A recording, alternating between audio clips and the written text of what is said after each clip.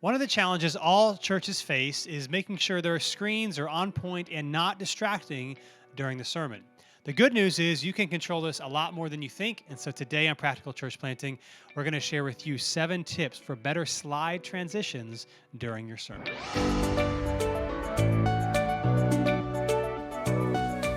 Well, thanks for joining us again today on Practical Church Planting. My name is Brian Androsian, and with me is Dylan Dodson. And today we're going to give you 7 tips for better slide transitions during your sermon.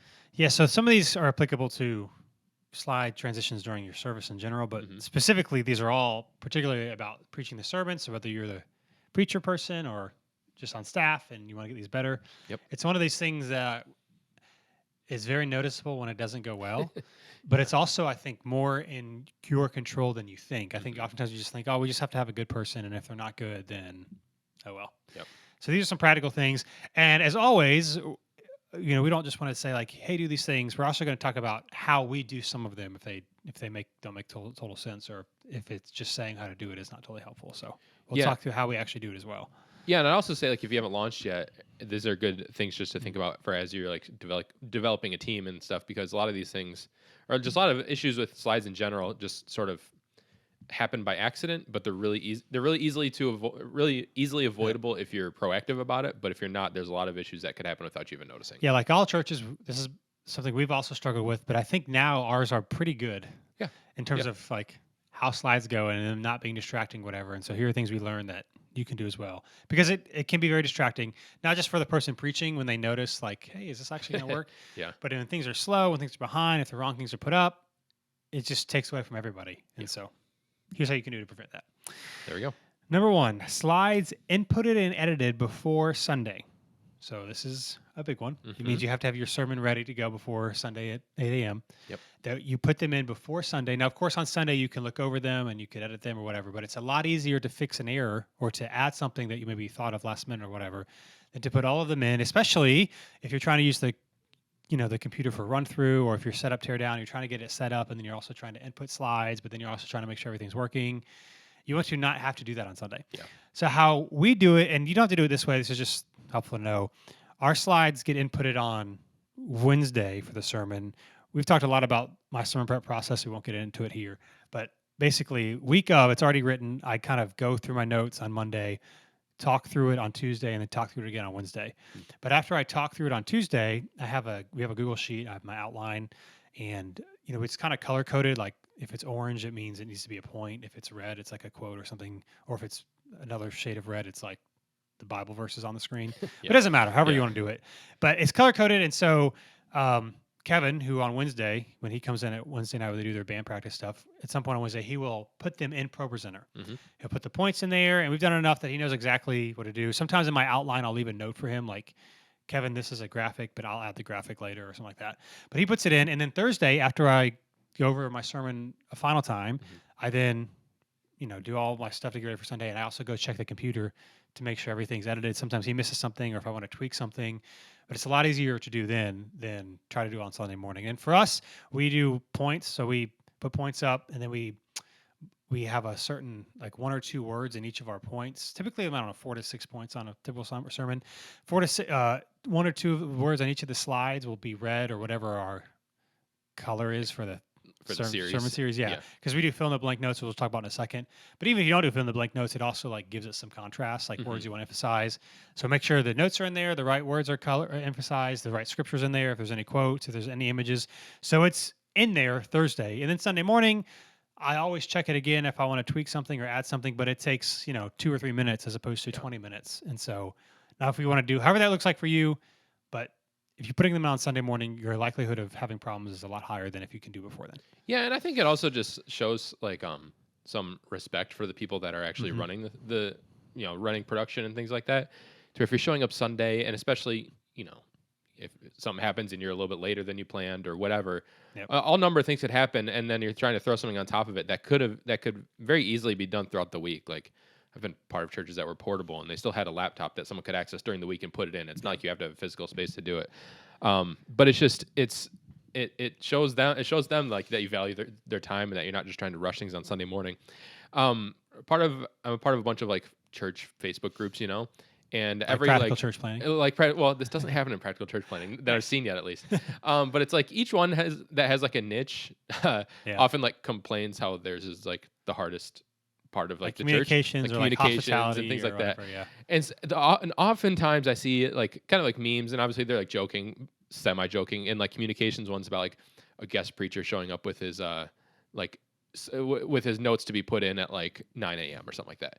And I think like, dude, if that happened here, you would never come back to preach. Like Yeah. if we asked you ahead of time, which we would, to like send them over, and you showed up and expected them to be put in like an hour before service, like no, that's like you're disrespecting people's time here Yeah. because excuse me, we do run through and things like that Sunday morning, and so it's really zero extra effort to put in during the week as Yeah. long as you're not prepping it Saturday, and it just helps things run way smoother on That's Sunday. funny. Yeah, the guest preacher thing is obviously harder because it's different. Yeah. But like, I'll go back and forth a lot and be like, give us your notes now. Yeah. And sometimes we just have to, because not everyone does like the phrases with a bold word or whatever. But Yeah. like, we'll kind of Yep. take what they've done and kind of say, here's what we're doing. And it's not going to be perfect, but it's still ahead of time.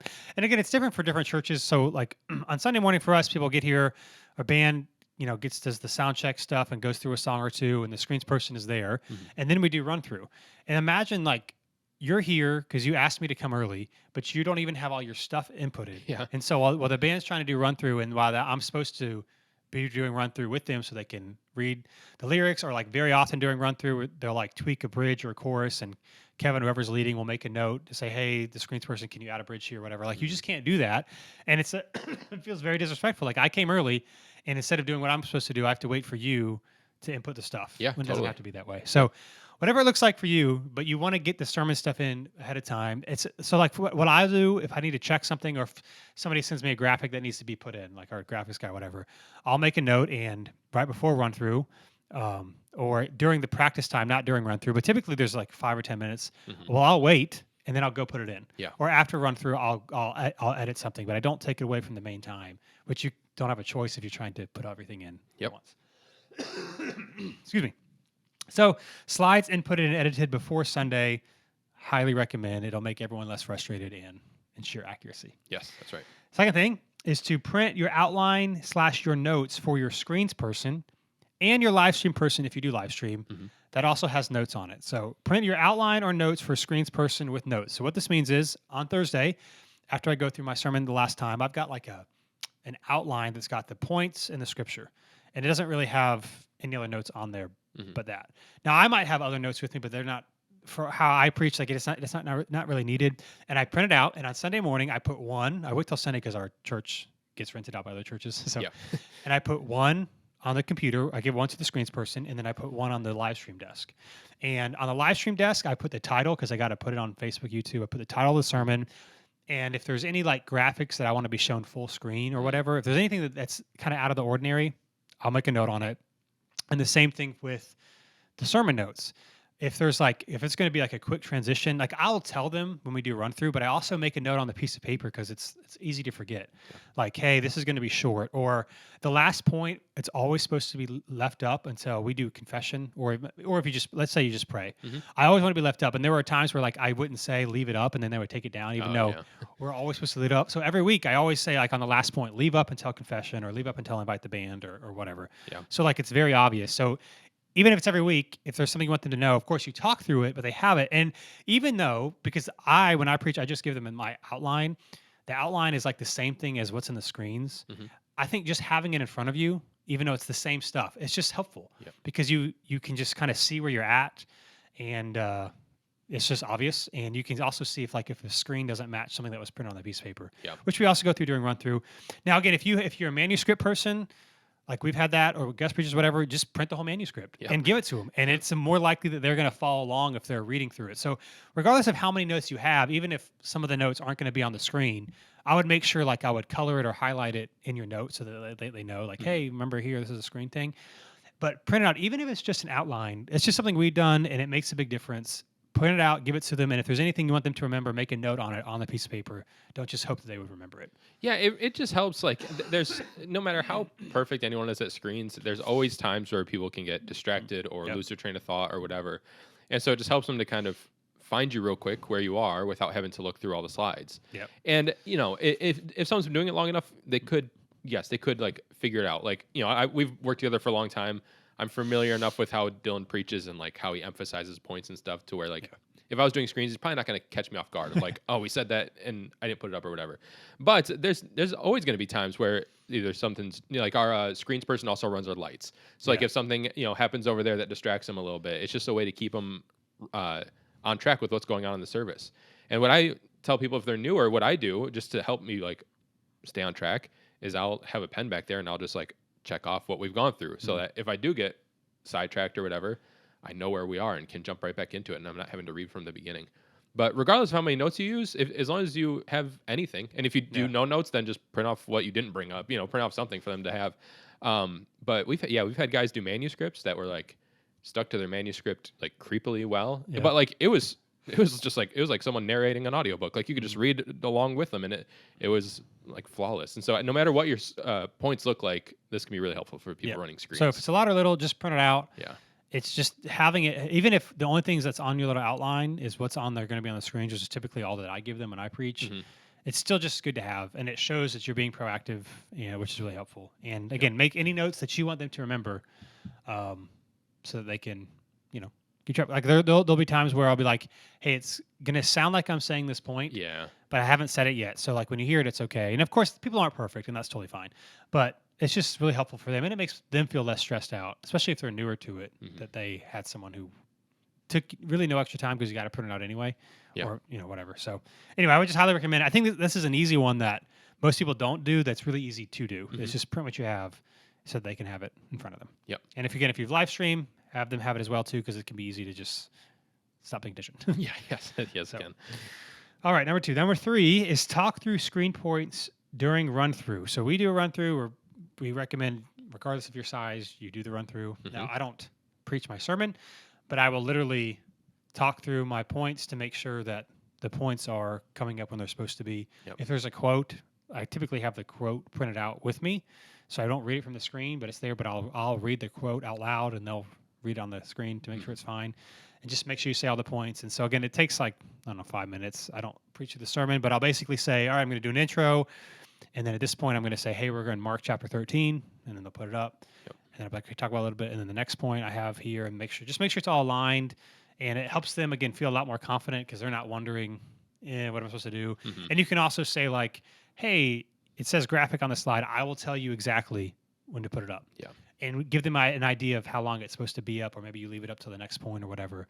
But talking through it with them. Now, I don't do this as much now because unless they're newer, because people that have served in the screens and they've done it for a while, they're used to how I do it. But I will also typically, at least briefly, talk to them before run through and say, here's the points. It's going to be pretty normal today. If there's anything different, I'll say, hey, I might linger on this a while, or this one might be quick or whatever. But I also like talk to them about it too before the sermon. So. Yeah, and I think this can also really help find typos, which obviously just happens sometimes because you have multiple people looking at it. And it's on the screen, so like the band's in the room generally, and people are just looking at it because there's nothing else to do. And so it can help find typos or things that, I mean, by that point, we're not really changing phrasing. If something sounds a little clunky, unless it's really bad, it's probably that's just how it's going to fly. But, if something was put in wrong or something doesn't match the notes that's on the screens or something like that, it just helps you find these little errors. And yeah, it just helps you helps you tell the screens person how you want things to go. Like, especially if you're using graphics or pictures or something like that.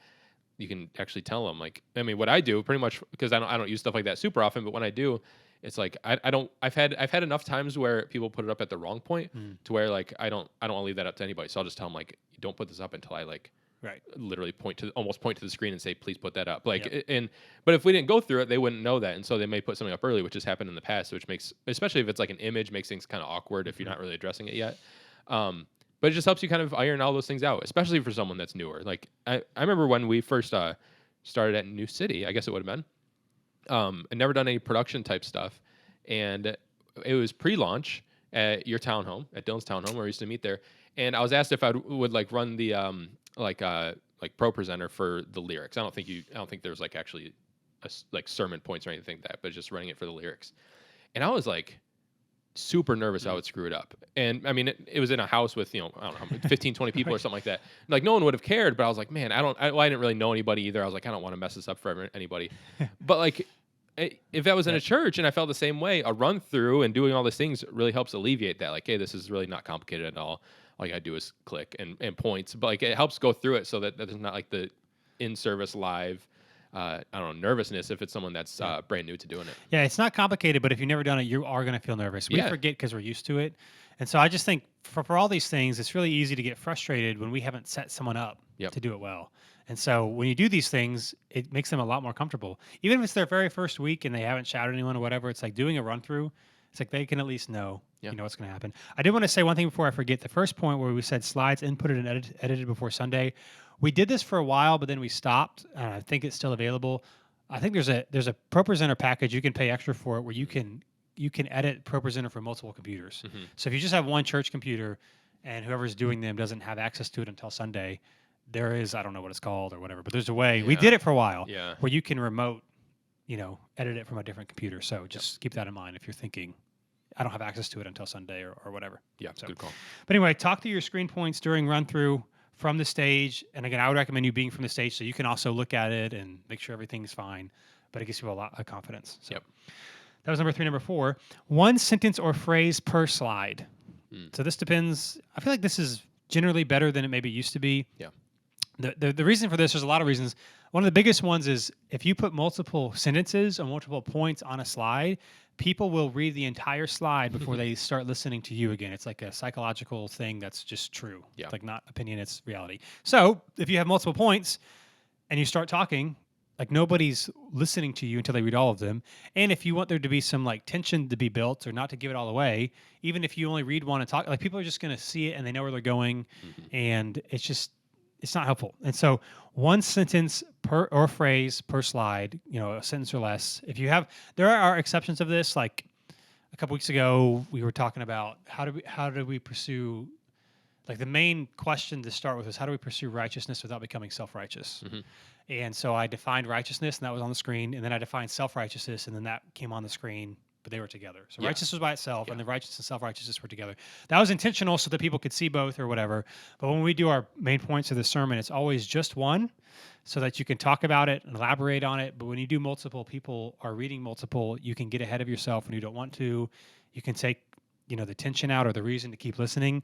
But you want to keep it really succinct on each slide. I don't remember, I was reading a book about presentation stuff and I forget who this lady is. She does professional presentations for people, and she did this like questionnaire. I'm totally butchering it, which is it's not going to be helpful. But basically, it was something to the effect of they did this study with a lot of people, and they did the two things. One with people had less slides but more points, and one slide per point, one point per slide, which ends up being a lot more slides. And so that they asked people, how many slides do you think were shown? And the ones that were just 1 point per slide had way more slides. And I forget the number, so I'm not even going to guess. But the people assumed that they used way less slides than they actually did. Yeah. So I think the thought could be, well, what if I have a lot of slides? It's really distracting. But again, it keeps people engaged and it keeps people like whenever there's a new point that goes on the screen, if people have checked out a little bit, I mean, it's something to look at. Yeah. And so all I to say, one sentence or phrase per slide. If you're doing more than that, people aren't listening and it's just too much to read and it could potentially be too small if you're trying to fit a lot of stuff. So only caveat is if you're doing a quote, then one sentence. If it's like 3 sentences long and that would be annoying. But if you're trying to make a point, one sentence or one phrase per slide. Yeah, we go to a handful of conferences like now and again, and at conferences like you generally have pastors who are really good at this stuff, and then sometimes you have people who are more professionals in other areas that are applicable, but maybe they're not as they don't communicate publicly as often. And so I've seen in instances like that where people who are had brilliant things to say, but put up slides that had have 5-10 points in a row, and they're addressing them. It's not like they're not addressing them, but as soon as it goes up, I'm not listening to them at all because I just can't help but read it all because it's right in front of me. And you end up missing the whole point completely. And so it just makes it way more succinct and easy for people to follow along. And it looks a lot cleaner. It looks a lot more professional. It looks a lot more a big thing when we were first starting off is like I don't want because we're all younger, like especially early on. It's like I don't want anyone to think we don't know what we're doing. We didn't know what we were doing for most things. But I was like, as much as we can control, I want things to look fine.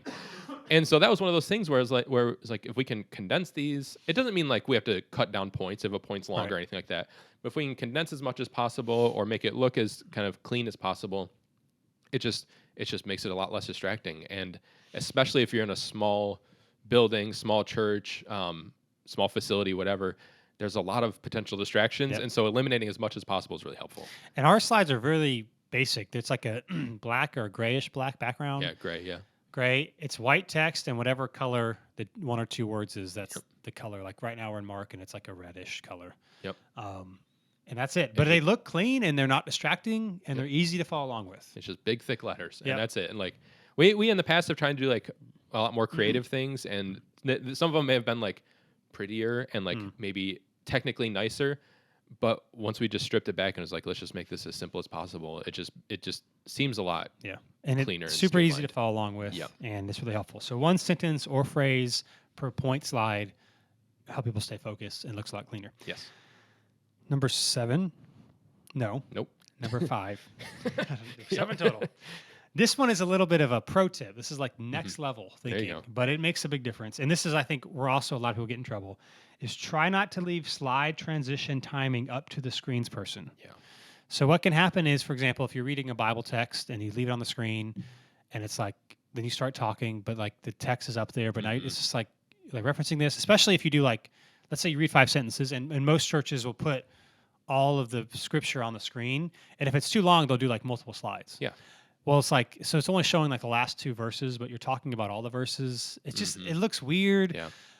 As a side note, I don't know, everyone does this. We do things a little differently when it comes to scripture. So like we're in Mark. So it'll literally say like this past week was Mark 13, 24 through 37. So whenever I'm reading Mark, it literally says Mark 13 through 24 through 37 in the page number. We have Bibles in every single seat. Yep. Now, again, if your Bible might be a different page number than that, but like it tells you where it references. Yeah. And we just want people to read the Bible. So we don't actually we saw this a little bit, but we don't actually put those verses on the screen. If there's any other verses we reference during the sermon so that people aren't flipping back and forth, we'll put those on the screen, not just the page number. But for our main text, we just do the page number. People read the Bibles. It's actually really cool. Not a single person's ever complained about it. Yeah. Yeah, it wasn't our idea originally. Anyway, or like, yeah, you have a point up there and you're clearly not talking about that point anymore. And it's just sitting there. Yep. Now, what you could do is you could put like the sermon graphic back, and you could actually put it in your printout notes, like here's the point, and then put sermon graphic. But then it's still like it's up to that person of when do they take it off. Yeah. So this involves a little bit more planning. For us, we do like we start a sermon. It's got the main graphic as we do like the intro story, and we have a point. And for us, how it's written is like every point is up there until the scripture is up there. So it's very obvious, and we talk about the point until we're back in the scripture. So like a typical Sunday, it's like the main sermon series graphic is up there in the beginning. We talk about it. I may or may not have a point, like a question to start. If I do, that'll go up. If not, I'll say, hey, today we're in Mark, whatever. And that's always the cue to put the Bible thing on the screen. Yep. And at that point, I'll say, hey, there's a Bible. If you don't have one, you can turn there. Or I'll give a little bit of background for like 30 seconds or a recap so that people have time to go there. And then the nice thing about us not having multiple verses on the screens, because again, if you're doing like 5 verses and you're trying to explain all of them, but 5 don't fit, it's kind of like you have to leave the last verses up. Yeah. For us, it just has the page number and the reference, so that can stay up all the time. Yep. So that stays up all the time until there's a point. And then we ensure that whatever I say with that point, that point will stay up again until I go back into the Bible or something like that. But everything I say, stories, explanation, have to do with that point. So the point on the screen is always relevant. There's never a time where the point will be, I'll no longer be talking about the point, but they're just wondering when I have to go next. Yeah. Now, there are occasions where maybe you have a point and you're not going right back into scripture, but you want to say something and it's with it. You can do like, you can put like in your printout notes and in there like sermon graphic, but you would want to communicate like when I say this or after a little while, then go to this. But that's pretty rare. Typically, our screens person never has to guess. Whatever is on the screen is on the screen until the next thing. And so again, that involves thinking through, making sure like if you have a point you put on the screen, that everything you're saying, and if you got a story that goes with it as well. But that really takes away the bunch of like put on the screen, put the graphic back, put the Bible back, and it's like not consistent. So I would just try to make your outline and make your screens whatever's on there is relevant and stays on there until the next thing. So there's no guesswork of when do I go to the next slide. Yeah, like so what I do right now, and this may have, or this I might not do it the same way if I were to preach every week, because I preach kind of sporadically, and so it's not always I don't always have a slides person that's as familiar with the way I do things. So I'll go back there and I'll walk them through, like, take it down, like, and not literally, but almost like, okay, take this down or go on to the next one when I say this, and like try and make it as clear as possible, because I just don't want to. I mean, frankly, it's like I just don't want to be distracted by the screens. And again, up. if you have more notes printed out, you can literally put in the notes. Yeah. When I say this phrase, you take it down. Like if you got more manuscript or whatever for the screens person. And so it's like if I don't have like a clear like a trigger indicator of like take this down when I start talking about this story, and I don't have like a specific thing in there, then I'll make a note of like, take this down. Only leave this up for a few seconds and then take it down, or go to the next thing or whatever, because like it's. And once you do it more, things get less distracting to you as you're speaking. But like, especially early on, if something would mess up, I would just have such a hard time not like not noticing it and not addressing it. Of like, almost want to be like, let's move on to the next slide. But I'm not actually going to do that. But it's just so hard to like focus on it when you know that there's an error like sitting 5 feet from you. And so just go through it as clear as possible, whether that's in your notes or if you have to go through it like during the run through, like we talked about. But just try and leave as little guesswork up to the person doing the slides, even if they're good at it. That doesn't mean that they're bad, but even if they're good at it, just try and leave as much guesswork, or remove as much guesswork from them as you can. It'll be a lot better. Yeah, really, for me, again, since I preach every week, or people are most pretty used to it, the guys on screens. The only time that there really is a up to you discretion is if there's a time where I do like a picture or a graphic, and I don't necessarily have a point right after it, or maybe like a beginning intro, and I still have some stuff I want to say, and it's like, you're not going to the Bible yet. That's really the only time that they're at their discretion. But I'll say like I'll literally say like count to 10. Or like while I'm preaching, if it's still up there, I'll go ahead and like say something to them that it's kind of obvious. Like I'll go ahead and say like, well, we'll be in Mark, and then they'll put the mark up, and then I'll finish saying what I'm saying, because it's like what I'm saying has nothing to do with that graphic. That's really the only time for me where it's like up to you. And that's not even every time. Sometimes it's very obvious when the next point is. So and like you said, I mean, having the actual like scripture reference as a slide is super helpful. Just like anchor. And so if you don't do it that way, or if you're not comfortable doing it that way, figure out something, whether it's the sermon graphic or something like that, where it's like there's just not always going to be something that needs to be on the screen, and sometimes if there is at that point, it'll be distracting. But that reference is always, if there's a period of time where you need to fill some space on the screen, you can always go back to that, because it's always applicable and it's not distracting. So figuring out something that you can just like fill that space with, I think is really helpful. I think the thing for us, the Bible thing works because we have Bibles in every chair. You wouldn't be able to get away with that if there's not a way to do that, but we recommend it if you can. That was number 5, not number 7. Now, number 6. So that one, number 5 was try not to leave slide transition timing up to screens person. Number 6, turn down fading between slides, or whatever you want to call it. It's a pet peeve of mine. And like and this is slow fade. It's even worse during worship, because like you're going through it quicker. But I don't know why. I think like the default in a lot of these, ProPresenter or what we use or whatever, is like a half a second or a second fade. So like the text is fading out and the other text is fading in. And it's just distracting if you're trying to sing. It's like, come on. But I just think ours is almost 0. It might not be 0. It might be like 0.2 or 0.3 or something. I mean, it's pretty quick.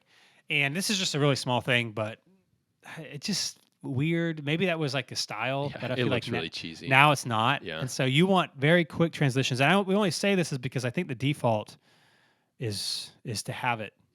Have the transition fade be slow, and it just looks bad.